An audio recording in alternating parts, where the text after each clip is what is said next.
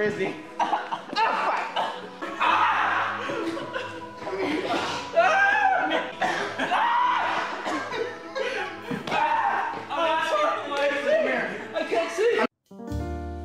Part 3 of this series has been unfairly copyright striked by AMC, either by some intern or in an attempt to stifle criticism. I wouldn't be surprised whichever option it was. I have filed a counter notification as of November 22nd, as the video is heavily edited with narration over top. These videos are for the purposes of commentary and criticism, which is considered fair use by federal copyright law. Down below I have included some links to copyright.gov and some articles about fair use. Now let's go back to ripping on AMC's product for a while to see if they give me another copyright strike. Episode 4 begins with more timeline jumping bullshit as they cannot keep a consistent story to save their lives.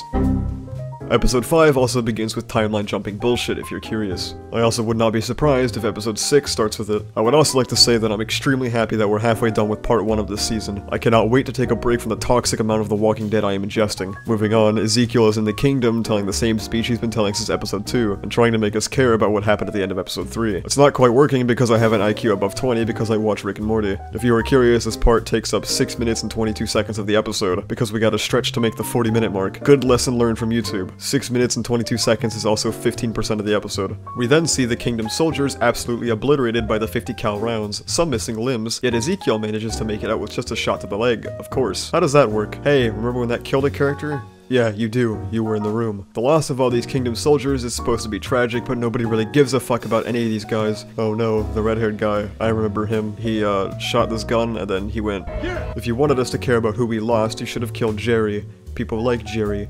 People don't like Ginger Boy. Instant zombies just add water. Just add a lot of water. Oh my god. Hey, I heard that stock sound in Half-Life 2 a lot. Nice. Ezekiel shoots this girl and you hear a shell ejection, but the slide doesn't move, so no shell is actually ejected.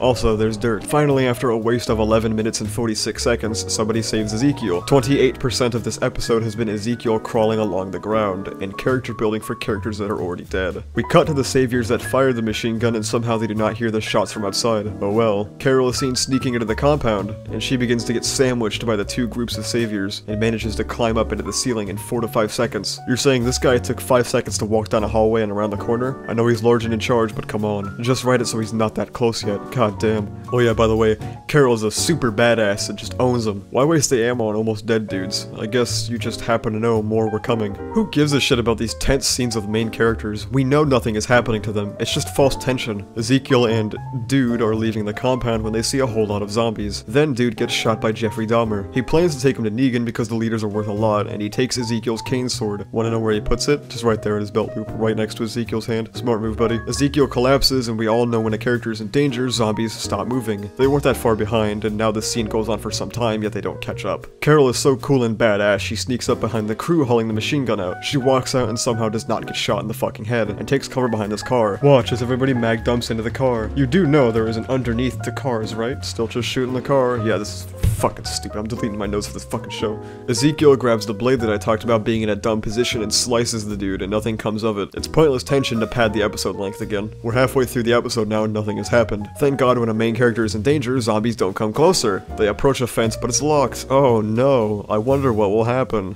Jeffrey decided to leave Ezekiel because fuck it, I guess. And then plot timing dictates that Jeffrey shall die, as Jerry cuts him in half. Jerry tries to get the lock open, but breaks his axe, giving him a very powerful stick, it seems. Let's remember that for later. Oh no, I bet these major characters are gonna die, right guys? Watch as these people mag dump more into this truck to no avail. What are they even shooting at? Like, what the fuck is this, honestly? Okay guys, we dumped a few magazines, let's move up now, okay? Carol puts her guns away to try and bait one over. For some reason, somebody does approach her. Why even? She takes one at gunpoint, and these people clearly have a shot on her, but okay. They kill the guy and she opens the gate letting the zombies in. Oh no. Carol corners the last two saviors and notices where Ezekiel is because of gunshots.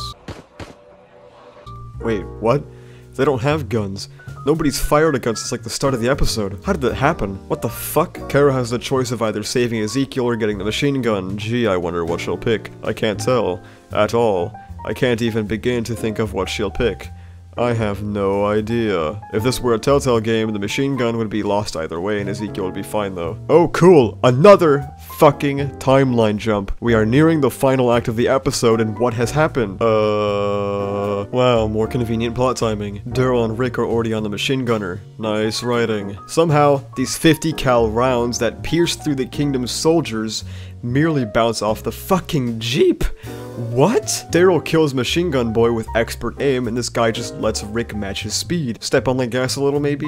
Let go of the gas a little maybe? Drive away so he can't do this? There are so many different ways to not have this happen, what the fuck? The car crashes and of course, Rick is okay.